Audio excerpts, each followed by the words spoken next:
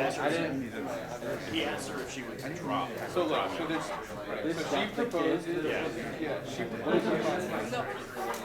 I loved that last week. Like, I was just like, oh, I'm so happy with my project. I'm taking it. I don't know, just like research. I was like, yeah, I'm in Jersey. Yeah. It's also like his the same We like we're dead set on doing it. I was like, but like saying that they didn't want me to be in there. Should have just said like yeah. Yeah, just and then just not pick it. Yeah, that's what I definitely would have done. Like, I don't have my ideas or. Okay, good morning everyone. Good morning. My plan for the day is to solve a couple of problems. Okay, so this is more like a recitation session today. We will get used to solving problems on thermal conduction using the heat diffusion equation. Okay, and then on Friday we will move on to conduction through circular bodies, which is a little more involved than what we are doing now. Okay, all right. The problem statements are available on your Carmen page, so if you want to log in, if you have your iPad and so on, you can log in and look at it.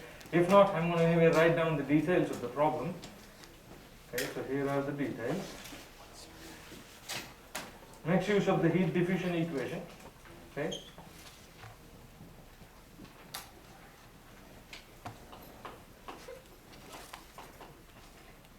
All right. So there is a wall of thickness 1 meter.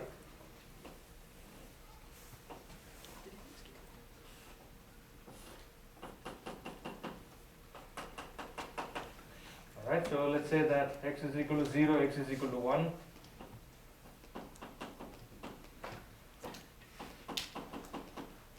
So the thickness is 1 meter. And you're told that the thermal conductivity of the material is given to you as 20 watts per meter Kelvin. So K 20 watts per meter Kelvin. Then you're told that on the left side and on the right side there is fluid present.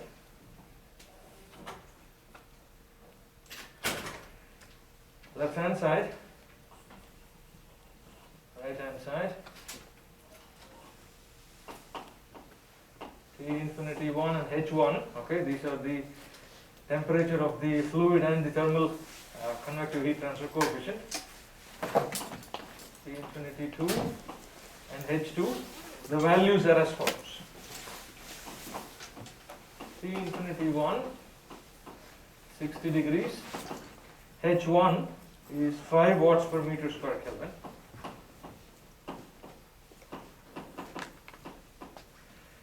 That's Kelvin. And then T infinity 2 is 6 degrees. Celsius, given in Celsius. Okay. And then H2 is 20, I believe, 20 watts per meter square Kelvin.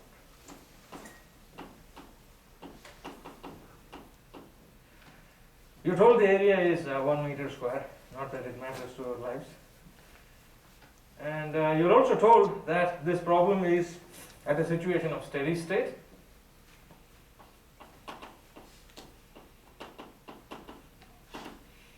The top and the bottom sides are insulated, and there is no the out of page dimension shown, so which means that this is one dimensional heat transfer. Okay, so steady state 1D heat transfer. There is a constant volumetric generation, positive volumetric generation of magnitude 40 watts per meter cube. So Q dot is plus 40 watts per meter cube. There is no mention of radiation whatsoever. If there is no mention of radiation, if there is no surface emissivity given and absorptivity and these things are not known, then all you can do is ignore radiation. Okay, that's essentially what it is. We need to obtain the temperature profile. So obtain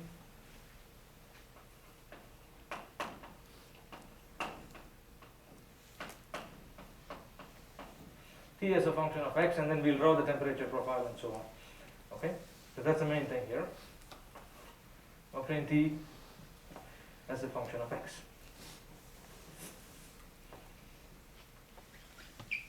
All right. So what we typically do is, in this particular problem, the modes of heat transfer are convection, obviously. There is a great suspicion that because this is hotter, convection is going to start from this side and there is going to be energy transfer into the wall, and perhaps there is heat that is coming through and going out onto the other side, the right hand side. That's at a lower temperature of 6 degrees. So that is approximately the path taken by the flow of heat. We don't know. We need to figure it out. Okay? But we've got to start somewhere. So for all these problems, these are typically called as the plane problems. Okay? It's a plane problem.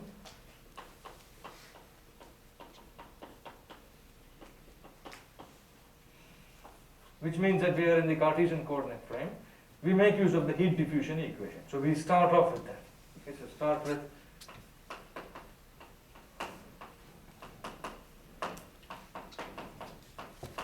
the heat diffusion equation, the one we derived in the last lecture.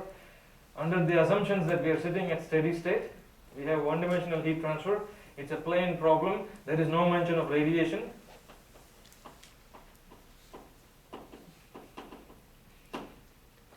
Okay, so these are typically our assumptions in this particular problem. Heat diffusion equation, I write out the most general form of it from last time, is K d square T dx square plus q dot. This is under the assumption that heat generation is positive, so I have plus q dot. This is equal to rho times C times dt by dt. We looked at other ways of writing this by dividing through by the thermal conductivity, and then the term on the left hand side will give me 1 by alpha, which is the thermal diffusivity. Nothing to worry, they're all the same things. It's just rearranging the furniture. We make use of our approximations or our assumptions. It's at steady state, so dt by dt is gone for us. Q dot is a constant, okay, and so we have K d square T by dx square plus q dot is equal to 0. I'm solving for the temperature, so I'm going to keep the person I'm solving for on the left hand side, everything else on the right hand side. So I have d square T by dx square is minus q dot by k. Exactly what we did last class. We just integrated on both sides and you end up with the quadratic profile. Okay. A couple of things I want to point out. Integration, differentiations and so on, I won't be doing it explicitly in lecture. If you have questions, feel free to talk to me after class or during office hours. Do not hesitate to ask me. Okay. Integrate once minus q dot x by k plus c. Integrate it twice.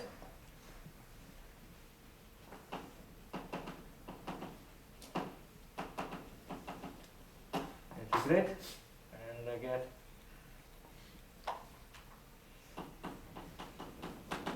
T of x, second order polynomial, so minus q dot x square 2k c1x c2.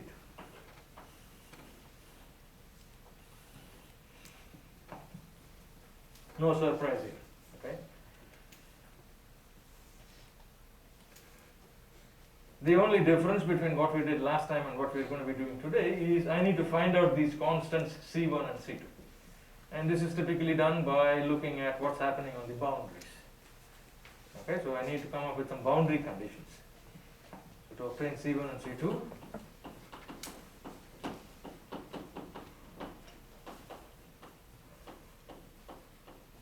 boundary conditions.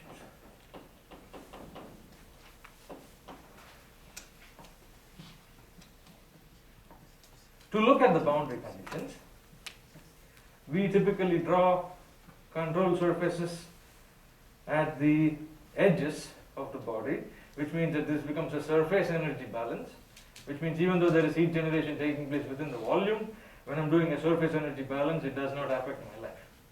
Okay, so I'm going to draw two things here. First is on the left hand side, I'm going to draw a control surface as follows. This is the wall, then dotted lines.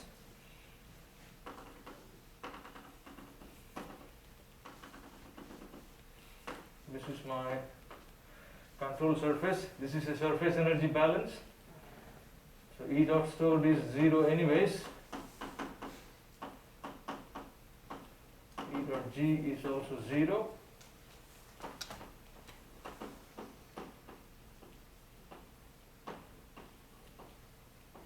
Surface energy balance.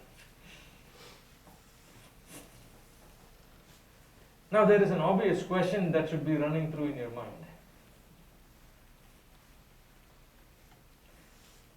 Do you think that temperature T of X should be in Celsius or in Kelvin?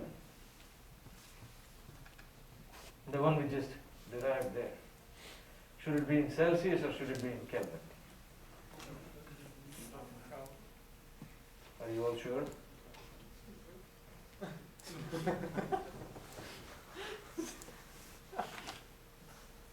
Why shouldn't it be in Celsius? Is there anything wrong with Celsius? Yes?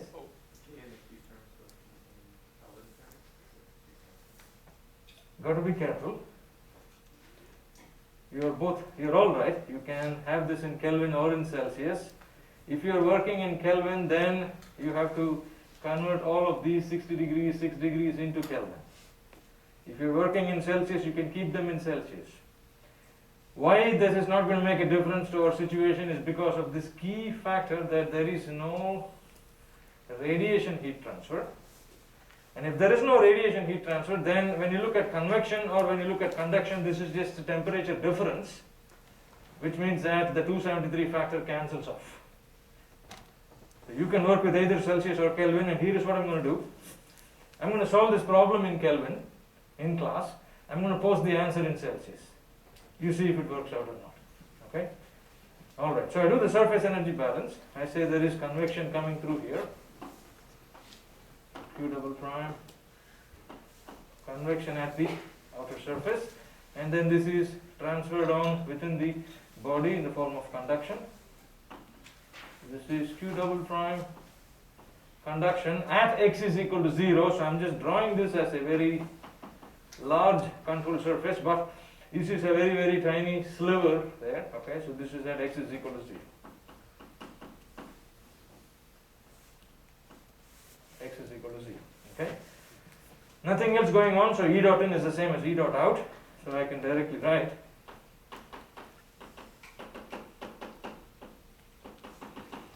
Q double prime, convection is multiplied by the area, so that cancels off anyways.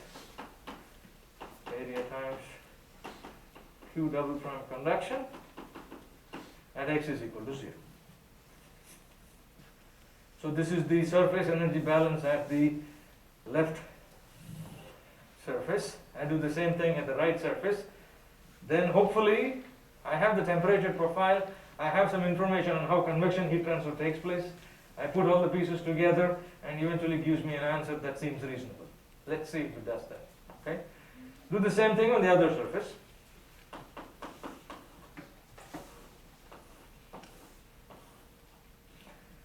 Control surface on the outer surface, right hand side. Okay, this is once again a small sliver. Okay, I'm going to have some convection. I don't know if this is the direction of heat transfer, I'm just assuming it to be the case. I have absolutely no idea. It could be possible that the convection is coming through here, I could have conduction going through there, I don't know. This is completely under the assumption that heat transfer is taking place from the left to the right. Then I have the following, which is Q conduction, double prime, at x is equal to 1 meter. Okay, so this is at x is equal to 1 meter. E dot stored, E dot generated is 0. So if we do the energy balance,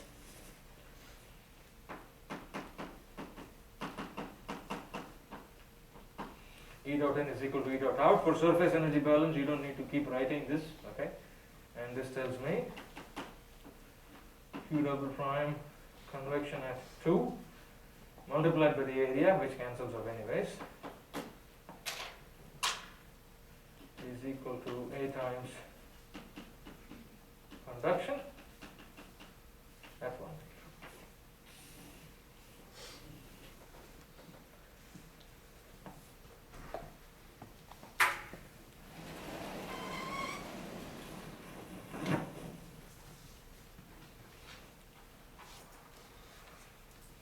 Okay, now let me work with these two equations, which I have labeled as equations 1 and 2. So this is 1, this is 2. The area cancels off, and just for the experience of plugging in some numbers, let me put in some numbers, okay, just for this one particular problem.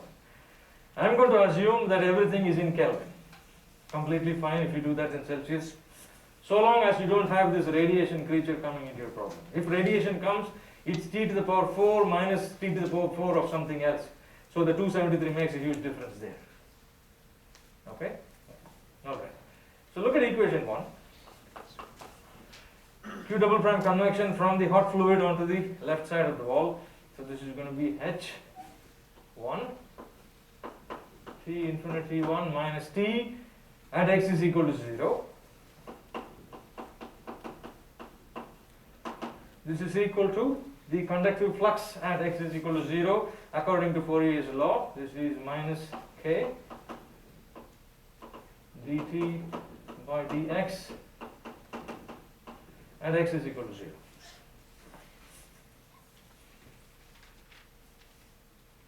Perform the substitutions. H1 is given to me as 5.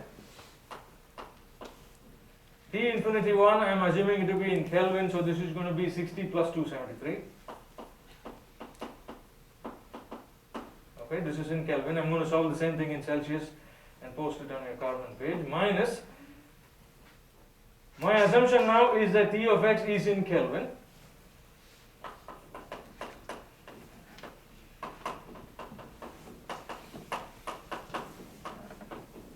That's the profile for T of x. When x is equal to 0, what is T of x? It is just going to be equal to C2. Okay, I'm not going to do the substitutions, but please check and see. When x is equal to 0, it becomes C2. Okay, so this is now C2 minus k, which is minus 20. d by dx at x is equal to 0, at dt by dx at x is equal to 0. If I take the first derivative, maybe I'll do that here, is minus q dot by kx plus c1. If I substitute x is equal to 0, then I just get c1.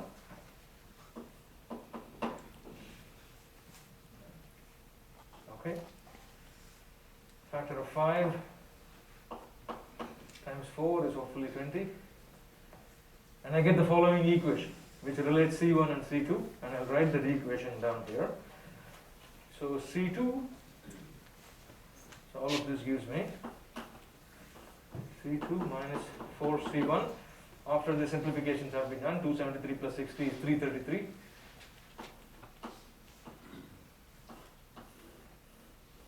This is one equation that I have. Okay, I'm going to call this as equation 3. Am I making sense to everybody? Any questions so far? It's just plug and chug, you see, after some time. It becomes quite boring. But we got to do some problems, right?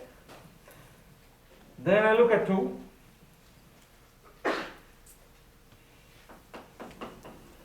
Once again, everything is in Kelvin for me for this particular problem. Areas cancel off. Q double prime convection, be careful, it is taking place from the surface x is equal to 1 to the outside fluid. So this is going to be H2 times T at x is equal to 1, be careful, minus T infinity 2. This is minus k d by dx of T at x is equal to 1. Don't substitute x is equal to 1 and then do the differentiation. Please differentiate first and then do the substitutions. Okay, so this is dt by dx here. X is equal to 1. So h2, which is 20. T at x is equal to 1. I substitute x is equal to 1 for that. So that's minus q dot by 2k, which is minus q dot is 40 by 2 times 20 plus C1 times 1 plus C2 minus T infinity 2, which is 273 plus 6, 279, and this is minus 20, which is the thermal conductivity K. dt by dx at x is equal to 1 is just going to be minus q dot by k plus C1. Minus 40 by 20 plus C1.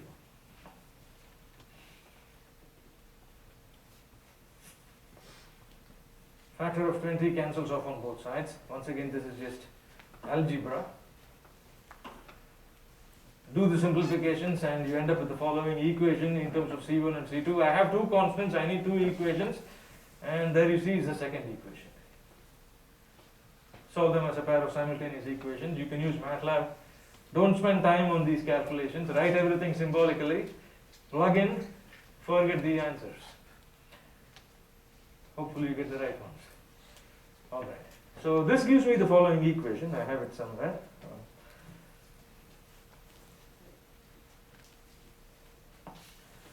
So this gives me C2 plus 2C1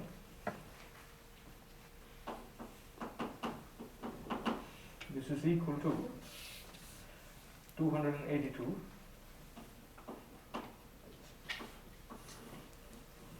this is equation 4. Okay. My quick question to all of you. First of all, I have assumed everything to be in Kelvin.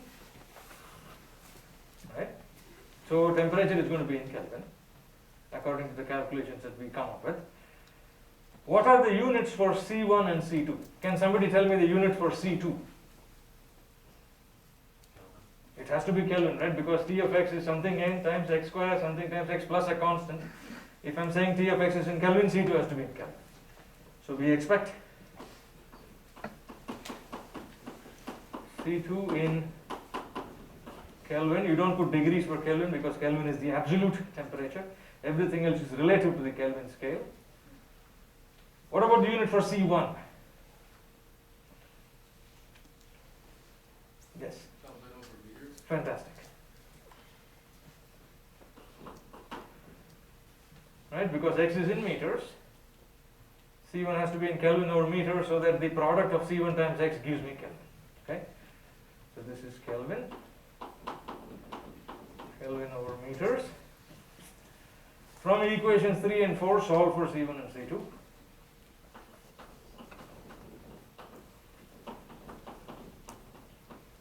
From 3 and 4.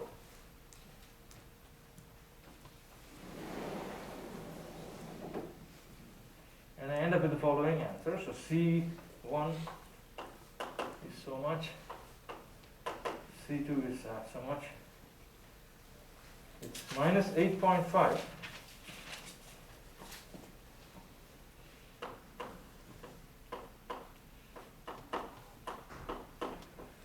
Kelvin per meter, and then C2 is 299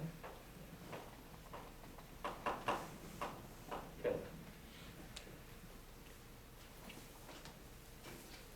Now what you will find out is, once I post my solutions in the degrees Celsius scale, C1 will still have the same numerical answer in the degree Celsius scale.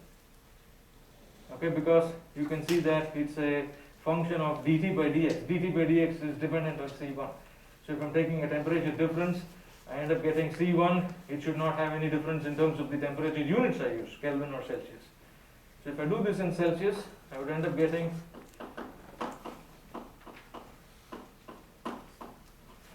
C2 will be in degrees Celsius, so 299 minus 273, what's that, 26 degrees Celsius.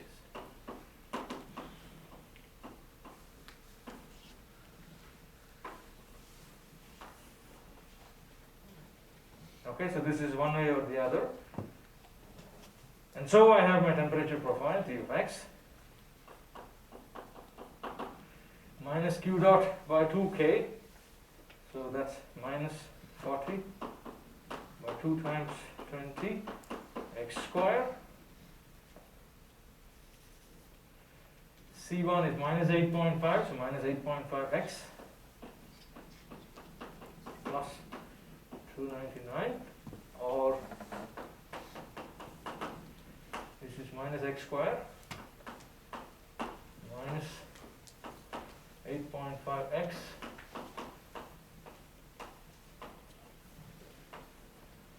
plus 299 Kelvin.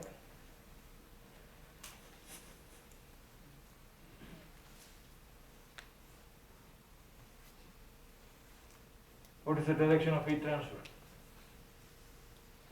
Are we right in assuming that heat transfer is taking place from the left to the right?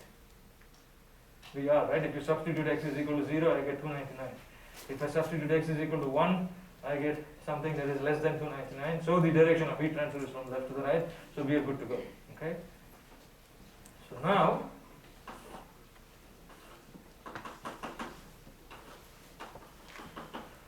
we're going to draw the profile. dt by dx. Yes, it's question. Never mind, I think I answered it. Q over 2k was just 1, so you just... Yes. Okay. For 40 by 40. Yes, question. Theoretically, what would happen if we assume the wrong direction of heat transfer? Would this affect the final result, or Should would not. it not? Should not.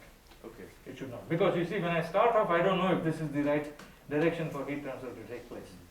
So what is the saving grace is that when you're doing surface energy balance, you see that there is no energy generated, energy stored terms. So you're just going to have energy in is equal to energy out. It does not matter what signs you choose for the directions. Okay. You see. Thank you. Yeah, thanks. The answer should be the one that we get, no matter how you do it.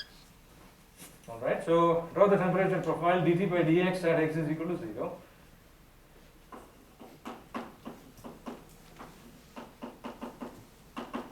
This is going to end up being C1, which is minus 8.5. Okay, and then dt by dx at x is equal to 1.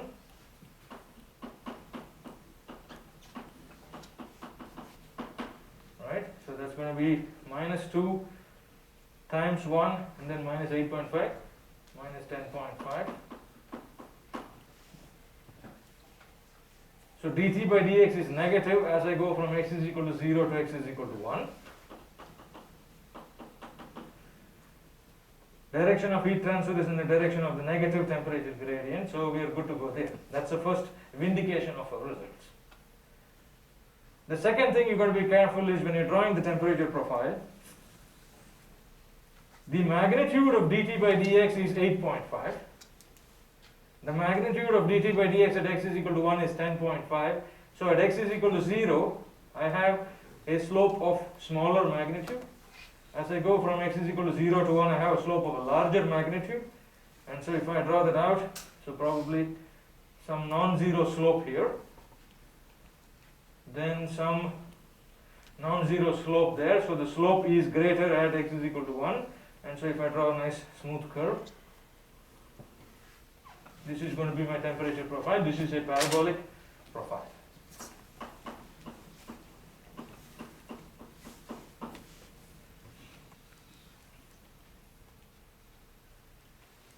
And I can also draw the temperature profile outside the walls by assuming that more or less the average temperature outside stays the same, 60 degrees and 6 degrees. So if I do that, I have the following.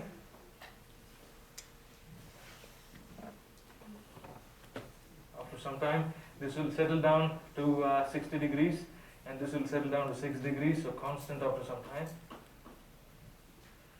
This will settle down at 60 degrees there is continuity of the slope, but some funky things will start happening once you bring in convection. Okay, we will see that later down the semester. So this is the temperature profile. This is what I expect you to draw when we solve this problem. Yes, sir. And so that is just kind of a way to graph what the temperature is, because based on looking at that, I could kind of say it looks like the heat is flowing in both the x and y direction. Oh, right. This is assuming, so this should be strictly one dimensional, something like that. The direction of heat transfer is from left to right. It's not like it's following the path of the temperature profile. The direction of heat transfer is just a straight line path. So that would be like the magnitude of the temperature. Absolutely. Magnitude of the slope. Right. That is the heat conduction flux. All right. So this is Q double prime. Okay. So when you solve these problems, don't spend too much time on the algebra. Use Wolfram or MATLAB. Either is fine. Attach a screenshot of your results. I expect to see plots like these. Okay, and I am typically a stickler for these kinds of things because this is the conceptual idea here. Everything else is just garbage. Okay? Just numbers. Nobody cares about numbers. All right, so let's do some more interesting problems, and I will make sure I leave at 12:25. I keep getting confused between this class and another that I teach. The other class stops at 12:30. Unfortunately, I took a few more extra minutes of your life last time. I will not do that again. Okay? All right. Any questions before we go to the next one? It's a more interesting problem.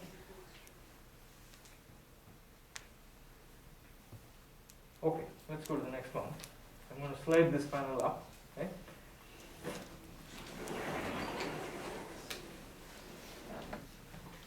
So now I'm given a temperature profile. This is the type of problems that you can expect in the exam. The ones that I'm going to be solving. And of course some with numbers as well, just to make you feel good.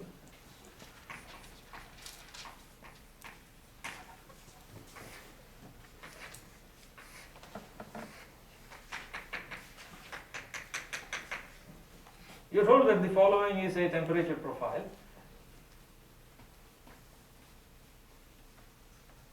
Okay, so this is given to you as T of x. So this is problem 1, but we will do 2 problems if there is time. So T is given to you as T of x. Immediately you should recognize, hey, if T is T of x, is it steady state or not? It is not a function of time anymore, so it is steady state. Okay? So if T is given as a function of x, steady state. No questions asked. You're told that the slope at x is equal to, this is 0, x is equal to some L meters, some random number. The slope there is 0.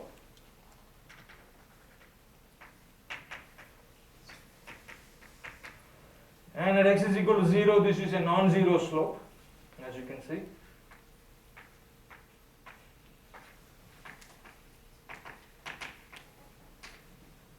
Slope. The things you are supposed to comment on is what is the direction of heat transfer.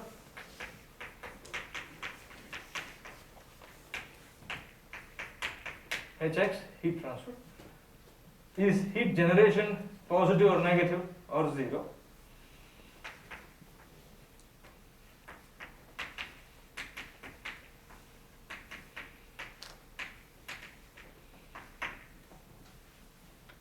Comment on the boundary conditions.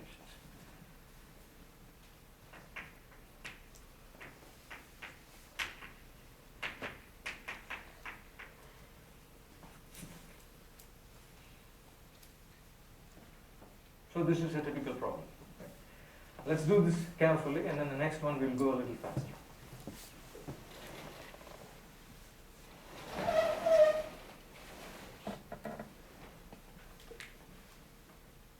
So first of all, this is steady state. So since T is T of x, there is no mention of time, then this means that it is at steady state.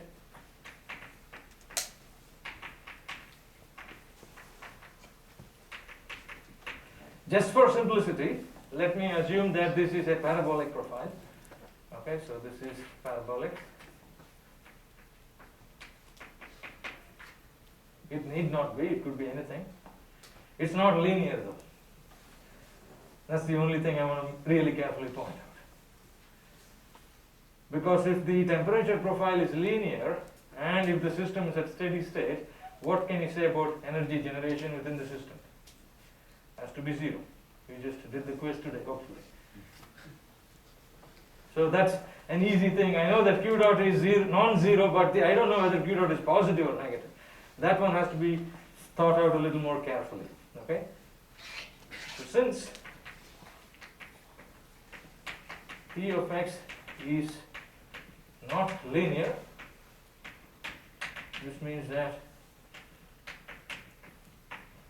Q dot is not zero, but I don't know if it is positive or negative. I'm going to just redraw this profile once again, you don't need to.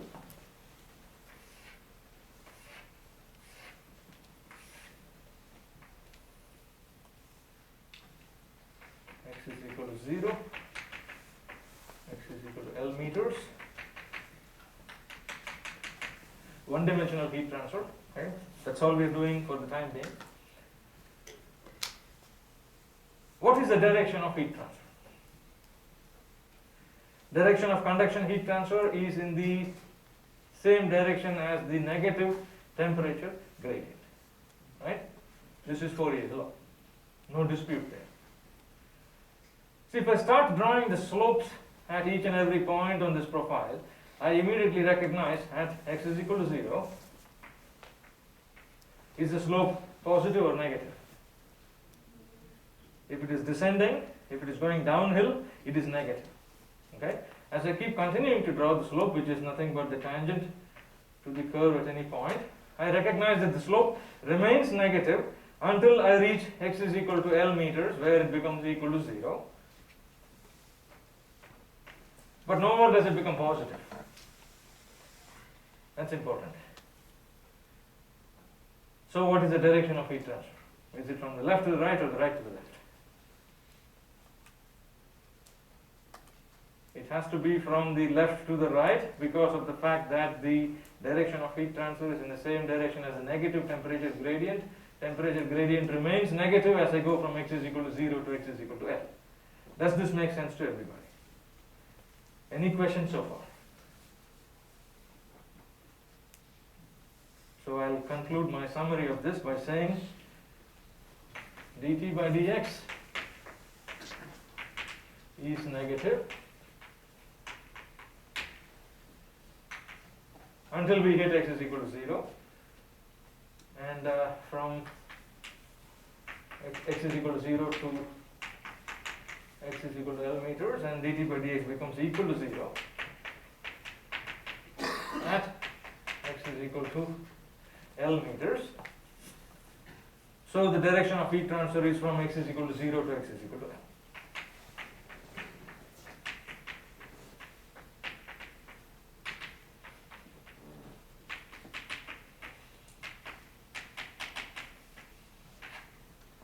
And this is in the direction of the negative temperature gradient. In the same direction as the negative of dt by dx. It's not like the path of heat transfer is a curve. The path of heat transfer is straight. Okay, it passes through in the x direction, the positive x direction. The temperature profile is curved, which tells me how the magnitude of the heat changes. The heat conduction heat flux changes as I go from x is equal to 0 to 1. Alright. Now, to understand whether heat generation is positive or negative, there are two methods one can use. I'm going to describe method 2.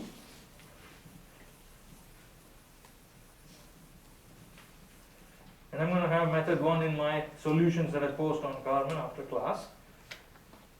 So in this particular method, I write down the heat diffusion equation. So to find out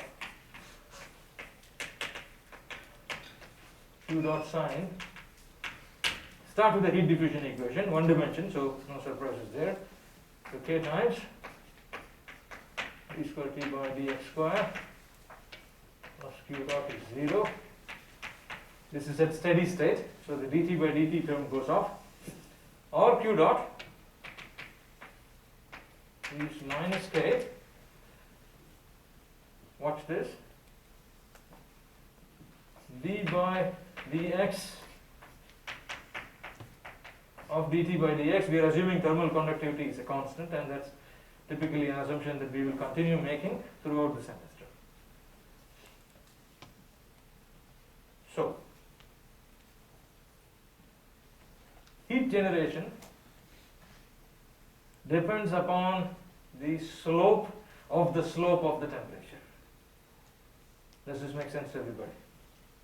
D by dx of this quantity means that I am looking at the slope of this particular quantity within the bracket. I'm going to call that quantity as some g of x. We call this guy as some g of x. So say g of x is dt by dx. This is some function of x. We don't know. We don't really care.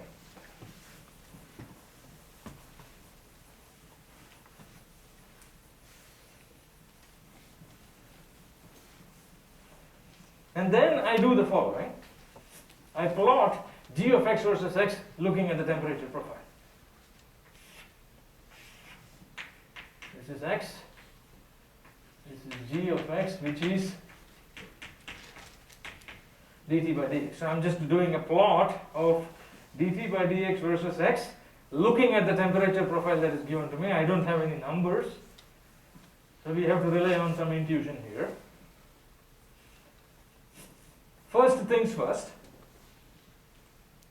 This is the first quadrant, second quadrant, third quadrant, and fourth quadrant. According to your best guess, in which quadrant will the quantity g of x lie looking at that profile there?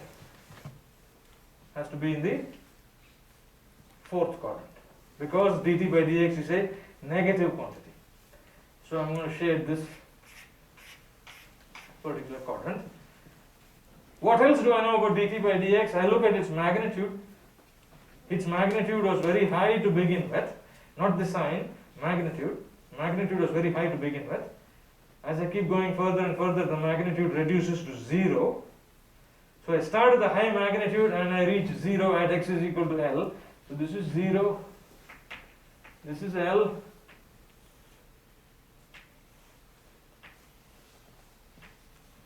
and so this is the plot approximately of dt by dx under the fact that this is a parabolic profile, so the slope is going to be a linear curve.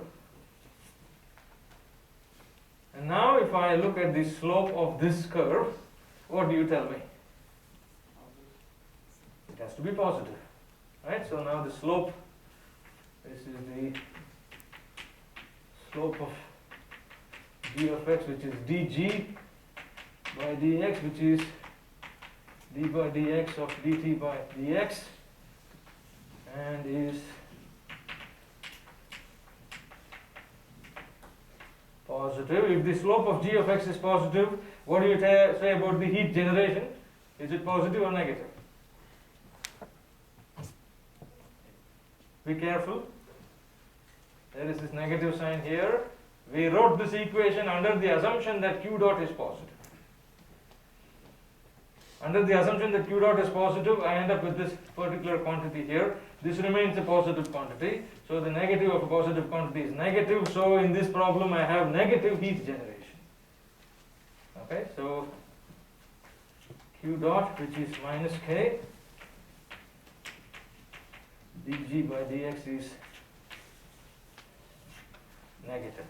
Does this make sense to everybody? Are there any questions or clarifications that you want me to perform here?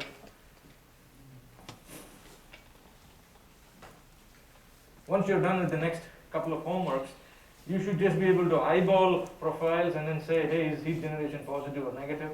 What's the direction of heat transfer? Yes? Rather than do that like plot, can you just look at the concavity of that,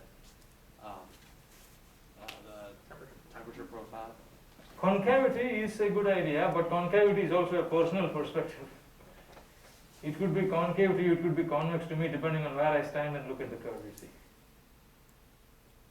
So that's always a risky creature, unless you really trust your math. Okay, I don't trust my math. I like to see things visually pop out. Concavity is a good way to go, but be careful. Okay, this is foolproof. Always works, never fails. And there's another method which you will see in my solutions, which is even better than this, and that's very much more sillier than this. Okay, yes, question. Can a temperature profile be given as a vector field? It can be. It can be. Right. So in this situation, you could have like a quiver of arrows that would tell you typically what the gradient is, the gradient field is. Right. But we will not be doing things like that. Yes, sir. Would it still be positive if it like went above zero? Like say it got slightly positive towards the end, what would happen in that case? Oh, then there is something else going on there. It's going to be having some unsteady effects and so on. So we can't really say, right? Because you're talking about a profile that does something like that. Yeah. Now that's hard to say, right? Because it could be either positive or negative. So it means that there is some kind of some other effect that is going on, which we can't put our fingers on. Not yet, not today. On Friday we will. Okay. You just gave me a great idea for Friday. All right. I was anyway planning to solve a problem like that on Friday. So I'll go to the next one. We need to talk about boundary conditions. Okay, very quickly. I want to erase my profile here.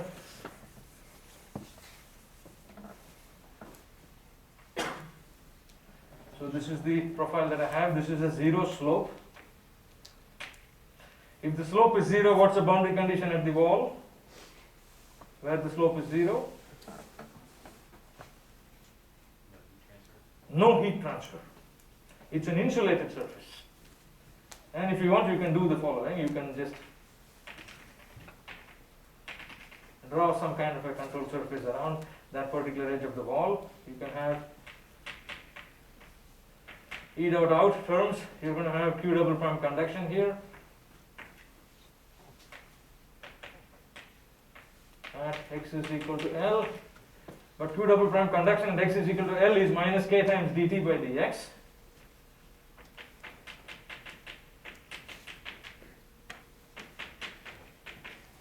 At x is equal to L, which is 0 based on what is given to us in the problem. Okay, so which tells you that there is no energy transfer taking place across that control surface, and so there is no E dot out. Okay, so in this case, this ends up being equal to 0. So which means that this surface is now an adiabatic surface.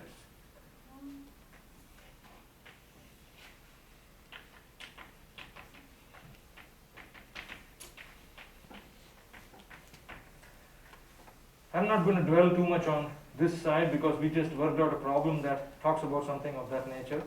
Okay, what are you going to have? You're going to have probably convection and radiation. We have ascertained that the direction of heat transfer is from the left to the right.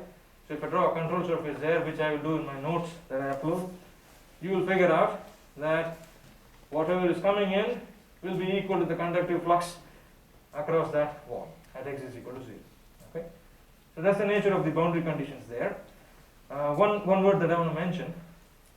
You looked at two types of boundary conditions last time, the Dirichlet conditions and the Neumann condition. The Dirichlet condition is when you prescribe the temperature of the surfaces. The Neumann condition is when you are given the derivative of the temperature of the surfaces. Interestingly for us, I have probably erased it, or I'm just going to pull down one of these things here. This is from the previous problem. Look at this boundary condition here. This is a combination of a temperature prescribed on the surface and the slope at that particular surface. This is called as a Robin boundary condition. Robin like the bird robin. Okay? So there are these different types of boundary conditions. We don't need to distinguish between the two as long as you do your surface energy balance properly. You should be good to go. But if you're more mathematically inclined, this is called as a Robin boundary condition.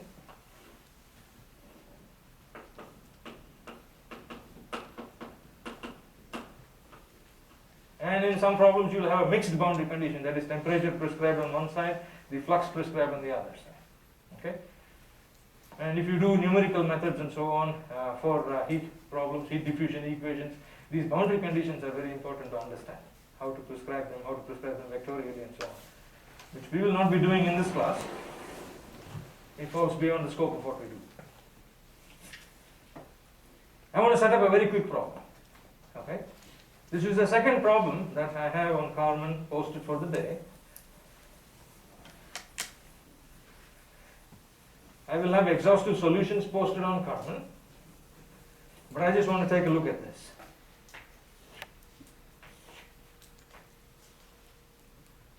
This is x is equal to 0, x is equal to L. Non-zero slopes at both these locations. I have 5 more minutes, 12:25. Non-zero slopes prescribed at these edges, at these boundaries. Let's do this quickly.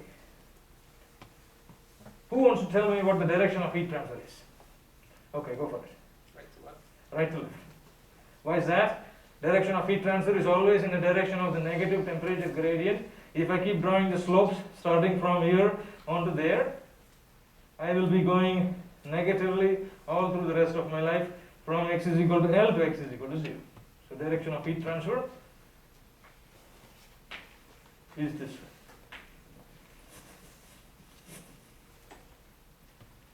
More trickier question, what is the heat generation? First of all, it's non-zero, right, because the profile is not linear. It's at steady state. I did not mention that, but let's say that this is T at x. Next class we'll look at some unsteady problems as well. So this is T at x, T of x, steady state.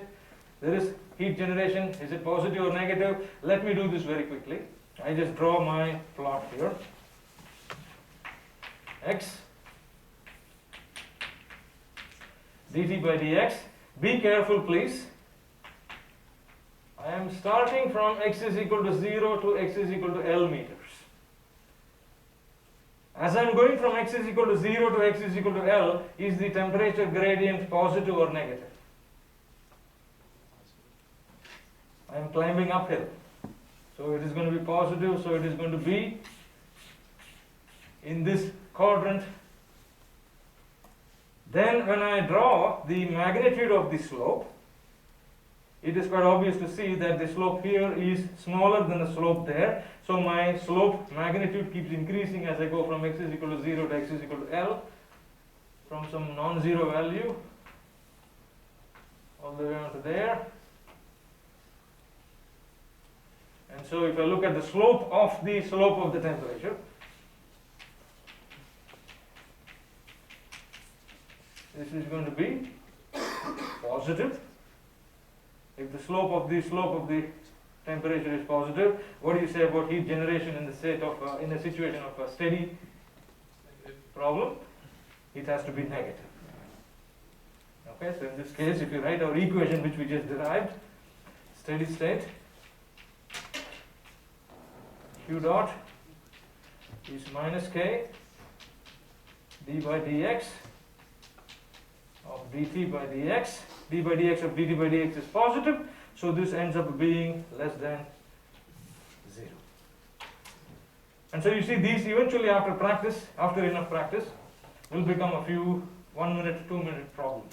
Just look at it. This is the direction of heat transfer. What is generation, positive or negative? That's it.